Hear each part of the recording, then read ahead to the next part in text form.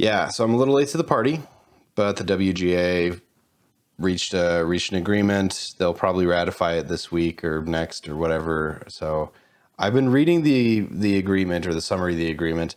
I got a few thoughts on a few segments. Mostly there's AI in this, and I know there's writers right now talking about how it's silly to be upset about the AI thing, and it was completely blown out of proportion. AI could have fixed that. I got beef with AI. So, so I want to just sort of bounce around this agreement a little bit and just do my take, just because, yeah, I'm getting some vibes where I'm not super happy, but there's also some really great stuff in here. I don't know, not WGA, aspirations to be as such, but obviously my phone's not ringing off the hook right now. Anyway, it should be acknowledged that this is only a 2.5-year agreement, so maybe it'll be changed. Minimums, sure, whatever. Health and blah blah blah. Artificial intelligence, AI.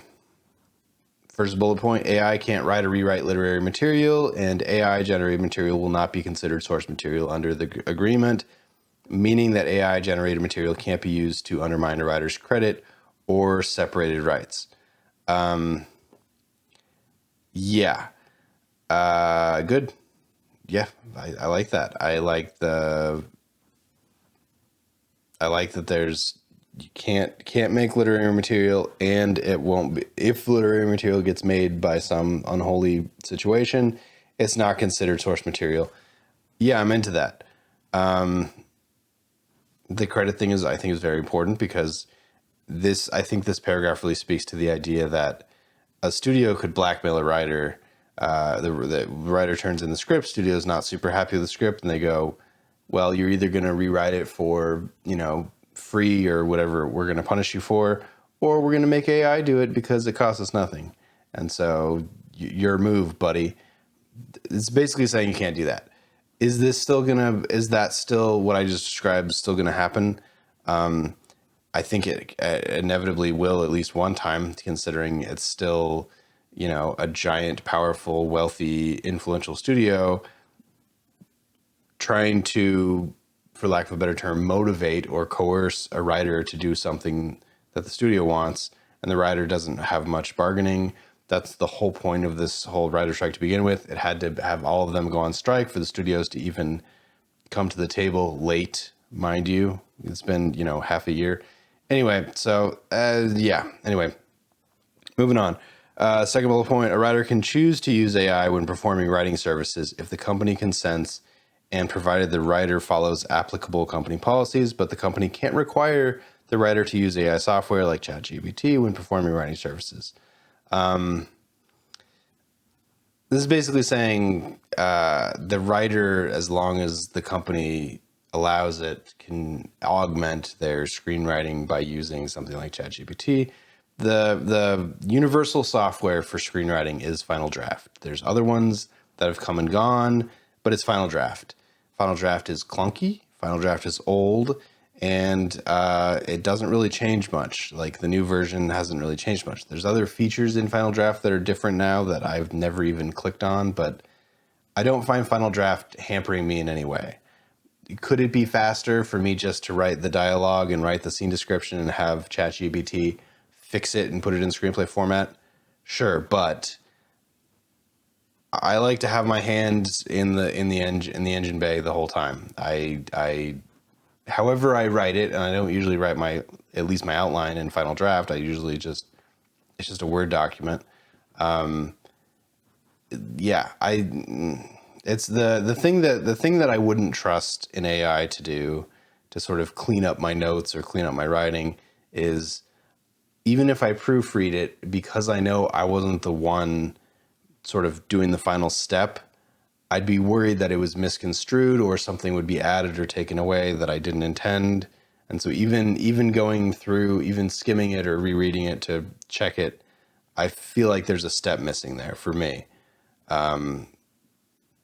Also, I just don't want AI touching my stuff, because by its very nature of going through however I use it to make my screenplay, it will have learned that. I know there's this whole thing about the next thing says, or the last thing, the last bullet point talks about how AI can't be trained on writer's material.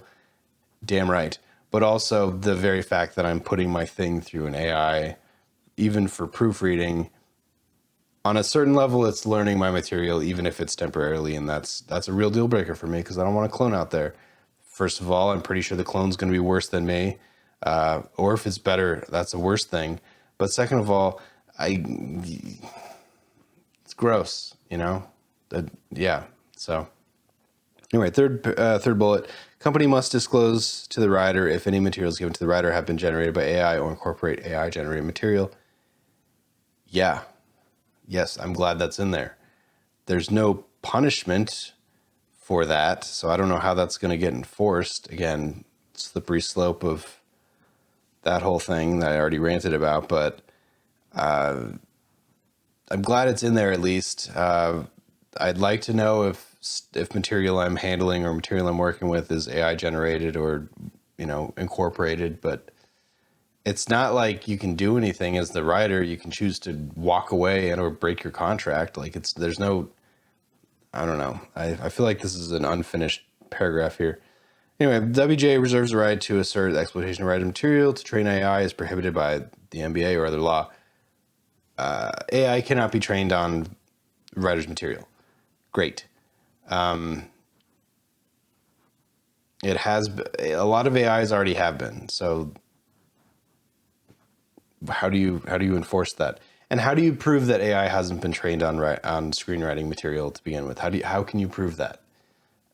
There is a way. I'm asking, like I'm sort of asking it facetiously because there's a way, which is to, track the AI and make sure you control the AI on how it learns from the very beginning of learning. Is that ever going to be a thing for anybody to do? I don't know. Not before a lawsuit. So the whole AI section, I believe there are screenwriters out there who are open to AI and don't have a problem with AI. I believe that's a thing. Anecdotally, all the screenwriters I've interacted with since AI has been part of the conversation have been against it for basically all the same reasons, which is it's bad cheating that risks the quality of the actual writer's material. That's some version of that. Yeah. I'm convinced this whole AI section that's still in here at all, other than because I would just assume the blanket term would be no AI, no exceptions. There will be punishments for AI. So this seems to be very strongly motivated by the studios saying AI is happening. We're going to use it. Here's the negotiated terms of how AI is allowed to be in it, and all the writers are like, great, we anchored our negotiation wrong. We should have said, anybody who threatens AI will be banished to the shadow realms, but instead we started with no AI, no thank you, and so that's where the negotiation started, and it just got walked back to some AI. That's how I feel. I strongly suspect that there will be environments in which a writer who has basically no leverage when they're, trying to sell a script or trying to turn in for their next step, a term I learned in this thing, for payment, the coercion of using AI, just like there's coercion for all the other stuff. I just don't see how that's not going to be the case, but I don't know. How any of this stuff is going to get enforced? I genuinely don't know. I feel like it's going to be like how laws get made, which is something catastrophic happens, and then there's a lawsuit, and then post lawsuit, the rules like this get rewritten. I don't see how it could go any other way, but I'm open to the idea. I'm certainly not open to AI for a lot of reasons. Anyway, improved terms for employment, guaranteed second step. I had to look this up. Basically, this first paragraph is saying you get paid for the assignment. Oh, excuse me, stomach. You get paid for the assignment, and then when you've turned in something, you get paid again. So you can't just get paid for the assignment initially, and then they just decide they're not going to pay you for all the work you've done over the course of the assignment. And again, I've already talked about this on my channel, but I did a sort of a handshake deal with no money, developing a project, a decade ago. And the idea was, once the script is in good shape, I'll get paid. Didn't turn out, didn't work out. We went our separate ways. They decided not to go forward with it, and there was no contract. It was a clean break, really to their advantage as much as anything else. But this is saying that, in the WGA, you get an assignment. Even if something really morally questionable happens, like a producer hires 4 separate writers to write a screenplay for the same thing, not letting the other writers know that they're doing this, and then picks the best one and pays that person and doesn't pay the other 3. Now that's against the rules. You got to pay the other 3 no matter what. So, but hopefully nobody's doing that, because that's disgusting. Anyway, accelerated repayment structure, streaming features. Let's talk about subscription video. Viewership-based streaming bonus. Great. The streamers like to crow about when stuff is successful, and historically that has not helped the writer in any way at all. So I'm glad that's in there. Streaming data transparency. This is another one where I'm so glad it's in here, but how is that going to get enforced? And I think, again, it's going to be something is going to go catastrophically wrong, and then a lawsuit, and then they'll have to rewrite this with actual punishments. Because the whole thing when Netflix started doing, streaming TV show, Netflix originals, was because it was all in-house, they didn't have to tell anybody anything. And so now they're going to be forced to, at least, in compliance with the WGA, give that information to the WGA, even if it's considered, not public information, can't be shared. And the WGA basically audits it and decides that they're following the rules. Who's to say nobody's cooking the books? So I feel like the streamers are just not going to. They have a lot of reasons to not be very forthcoming about their information.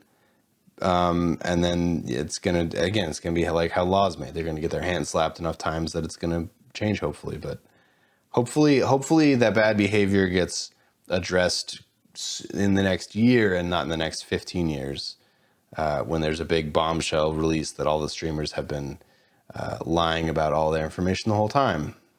That's one of my concern. Premium for pilot and backup scripts. Basically just a better pay for pilots, because there's obviously more pilots than shows that get made. So I think that's what that's in reference to. Some pay increases, staffing stuff, development rooms. Okay, so these were called mini rooms. And when I had this explained to me several years ago, I thought it was a great idea. I thought it was such a good way to sort of circumvent the sort of trouble that is pilots and pilot season and all that kind of stuff, which is you start with 20 pilots, 4 get shot, 1 goes to series. The chances of it going to a second season are 1 in 10, that kind of thing. It's bad chances, basically. Whereas development rooms, you take a handful of writers and you put them in a short-term room where they write the pilot and or the season or half a season or something, and then the studio or the production house, after the writers are done, decides whether or not they want to actually make the show. Inherently, I don't have a problem with that, but every story I've heard of these rooms has been that of getting taken advantage of. So there's more room. There's more rules for this. Good. Yeah, good. Because it does seem like the good habits of writers wanting to get together to write a show is being undercut right now by the bad habits of people with money, wanting to extract as much money from everything and just not considering that without the writers, none of this exists. That's kind of, yeah, that's where I'm at with that. Post greenlight rooms, there's some rules. Let's see.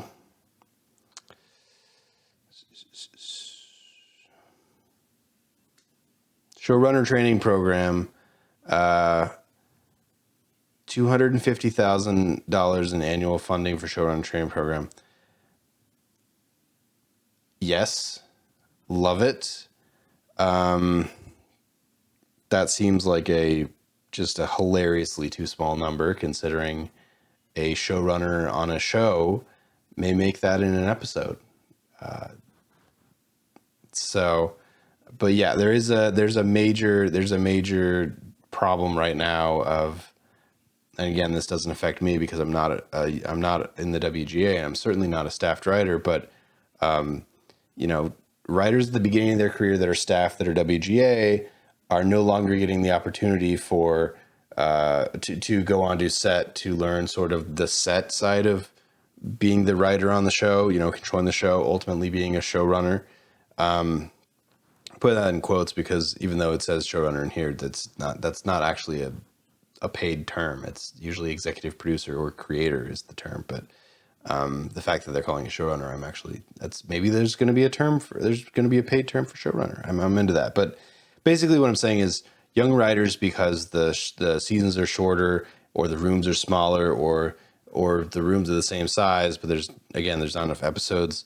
The younger writers, the writers that need the mentorship, that need the time on set to learn from the showrunner and the other high-ranking writer producers on set to learn how to run the show, they're not getting the opportunity. So there's a program in place, it seems like, but it seems like the funding isn't proportional to all this kind of stuff, which is annoying, but it's good that it exists because so program we agree to increase the number of episodes on new made for broadcast series that can get a single free promotional run from 2 to 3. But the episodes capped at no more than 20 episodes. I don't know. I'd have to have somebody explain that to me.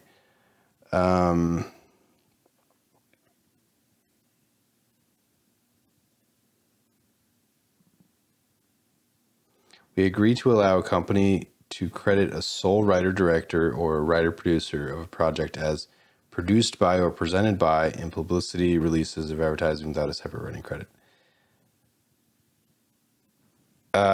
So I guess that means produced by, and then it doesn't have to say written by underneath. I don't know.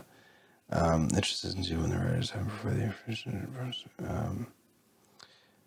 Yeah. So okay. So the big ones, the AI stuff.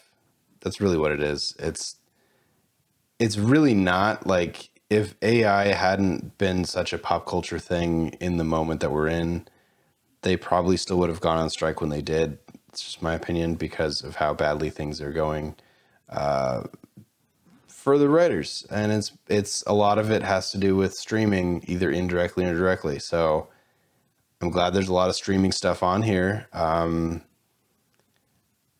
I don't know how any of this stuff is going to get enforced. I really don't. The one thing I really do understand about Hollywood, money runs the system, and so the people with money are interested in making more money and not spending money that they don't have to, and that's really what motivates them on a simple level. That's incredibly reductive. That is my experience. Writers, creatives, directors, people who love this stuff for the art stuff of it. Even the ones that think in these terms, and I only kind of do recently. It's easy to get railroaded, I guess is what I'm trying to say, because the money people have the money, they have the influence, they have the connections, and they have the ability to ask inappropriate things of the creative people, and the creative people, because they just want to create, a lot of times can be coerced or have been coerced because they just want to make stuff. That's the real issue. So Do I think this is an incredible contract? Of those chunks that I feel like I do genuinely understand, it's got a lot of good in it. The AI stuff where it's you can under these circumstances AI kind of stuff, I can't in good faith say a writer was pushing for this. Yeah. Argument for AI. Writing a show, writing narrative is extremely time intensive, extremely mentally draining, and until the pandemic required everybody to be in the same room more or less.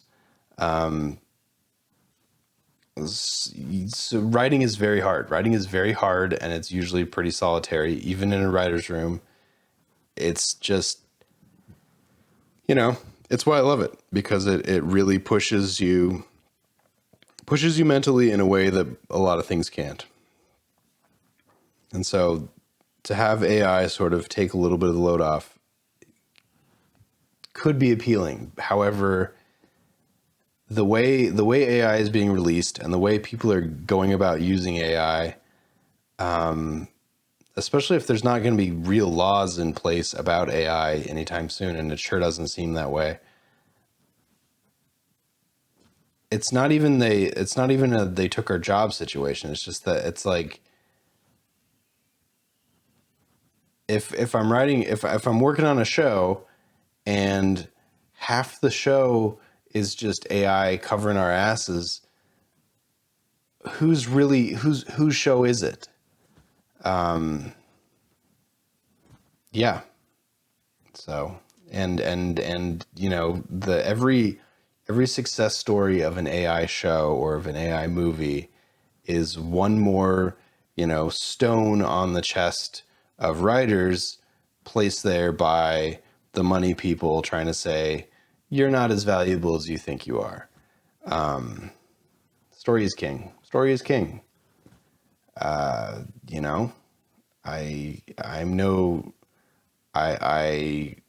petty enough to really enjoy when AI gets its ass handed to it by somebody at the top of their game, but it also shouldn't be that way. An AI doesn't exclusively need to be beaten by a person at the top of their game. Yeah. So I don't know. I'm all over the place, but it is what it is. I'm not WGA. I would like to be, because I heard their insurance is fantastic. And also, you get paid WGA money for stuff. But God, this AI stuff just grosses me out.